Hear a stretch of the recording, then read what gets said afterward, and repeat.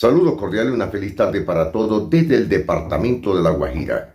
Carlos Ucategui, el Miura, la voz del Caribe, para el programa Siempre Venezuela, Venezuela Siempre.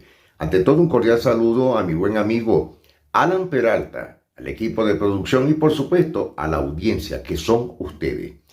Hoy tenemos un tema de reflexión, de análisis, sobre todo la situación real de lo que está pasando en el país, los partidos, cómo está Venezuela actualmente. Para eso tenemos al escritor, jurisconsulto y, por supuesto, un hombre versado en este tema, al doctor Eduardo Guzmán Pérez, que nos versará temas diferentes de la realidad socioeconómica, financiera y política del país. Muy buenos días, les habla Eduardo Guzmán Pérez.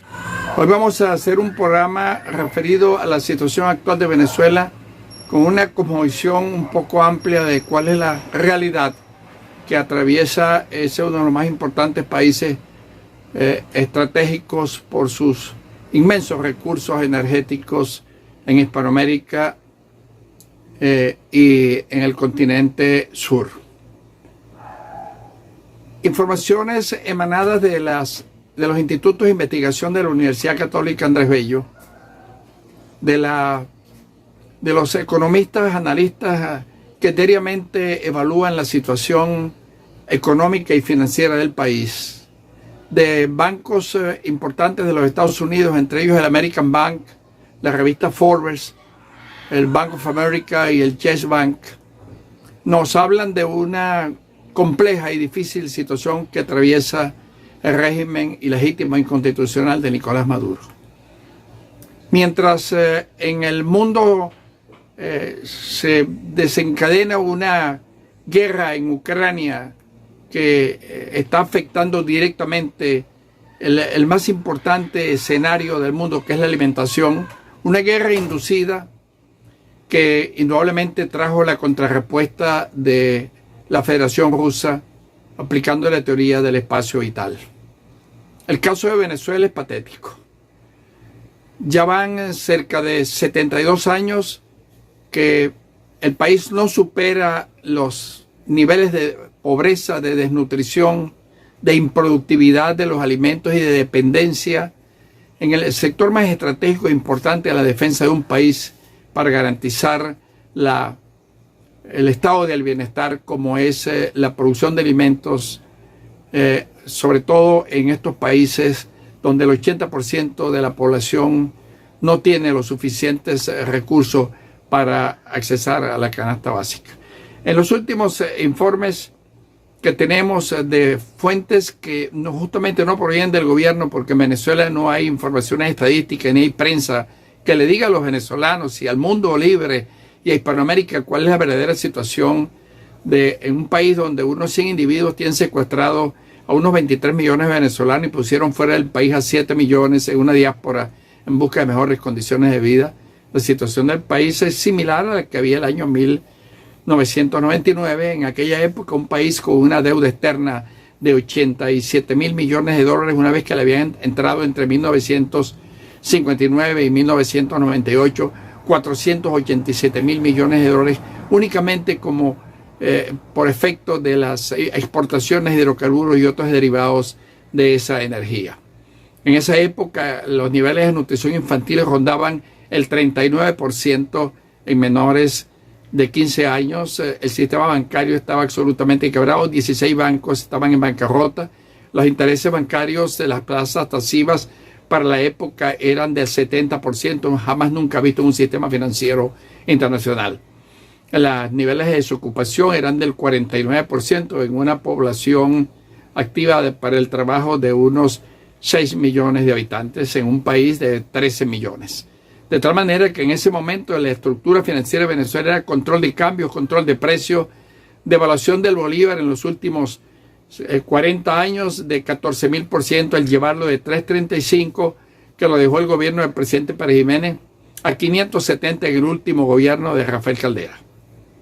Se importaban 1.800 millones de dólares de la comunidad andina en alimentos, porque los dejábamos de producir, aún teniendo las condiciones agroecológicas, recursos humanos, tecnología para producirlo, porque el negocio era importar con la famosa licencia de importación que se le daban a los amigos del CEN de Acción Democrática o del Comité Nacional de COPEI. De tal manera que el cuadro político no ha cambiado mucho, el cuadro económico mucho menos, la situación financiera mucho menos, la situación del hambre, de la pobreza, de la miseria, de un país que vive actualmente en los últimos 70 años en 29.000 barrios que están en la zona mediterránea, en las 8 ciudades más importantes del país.